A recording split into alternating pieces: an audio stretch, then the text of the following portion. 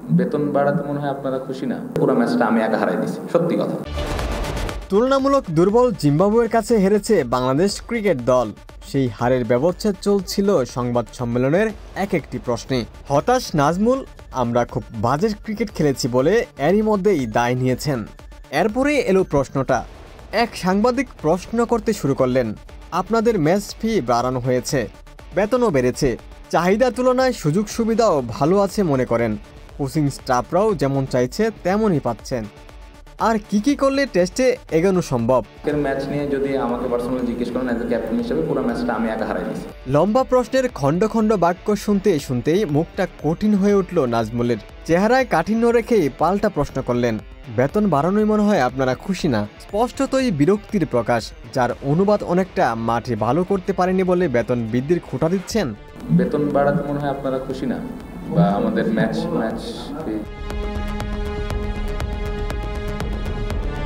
জিম্বাবুয়ের কাছে টেস্ট হারের বিষাদ তখনও চোখে মুখে।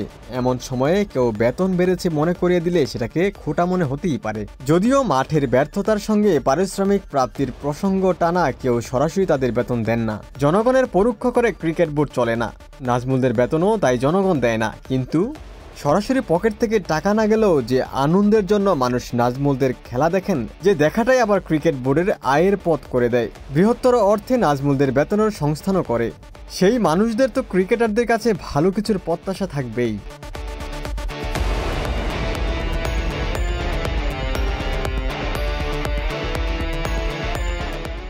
সেই প্রত্যাশা থেকে উদ্ভব হয় সুযোগ সুবিধা আর মাঠ থেকে প্রাপ্তি অপ্রাপ্তির হিসাব মেলানোর প্রশ্ন।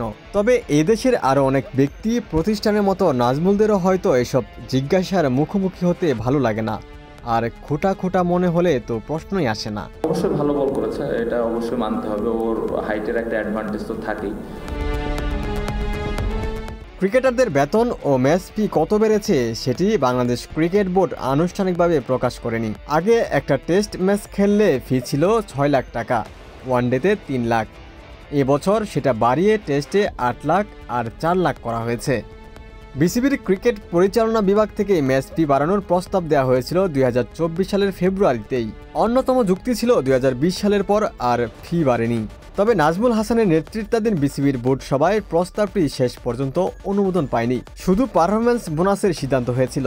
উইকেট খুবই ভালো ছিল, ব্যাটসম্যানদের জন্যও যেরকম সুবিধা ছিল, বোলারদের জন্যও টুকটাক হেল্প ছিল। সো আমার মনে হয় যে এখান থেকে আসলে আবার পেছনে তাকানোর প্রয়োজন নাই। আমার মনে হয় বড় স্বপ্ন দেখার কাজটাই যা ধারাবাহিকভাবে হচ্ছে। পাকিস্তানের মাটিতে টেস্ট সিরিজ কিংবা ওয়েস্ট ইন্ডিজের মাটিতে টি-20 সিরিজ জয়ের মতো ঘটনা ঘটেছে অনিয়মিতভাবে। বিচ্ছিন্ন সেসব সাফল্য ছাপিয়ে বড় হয়ে ওঠে তাই ব্যর্থতার ছবিগুলোই।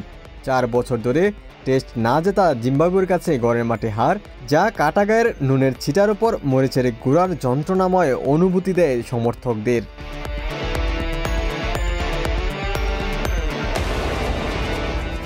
ওমর ফারুক, ঢাকা প্রকাশ।